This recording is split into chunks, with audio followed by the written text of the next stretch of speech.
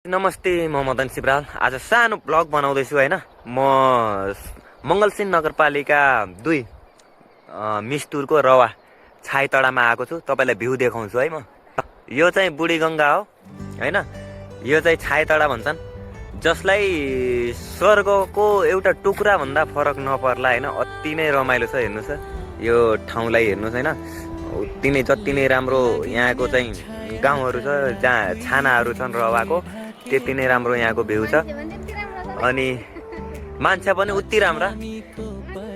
म छु अनि मसँगै मेरी बर्थडे है, हाम्रो हैन, मेरी बर्थडे छन्। मेरी बर्थडेले चाहिँ सबैलाई नमस्ते भन्दियो त। निकै छौ क्या सबैजना? निकै होला हैन सबै। मैले लास्टमा सोधे। अब 2-4 दिनको यहाँको बसाइ हुनेछ मेरो यो छाइतडाको योको। अनि त्यसपछि फेरि हामी फर्किनेछु।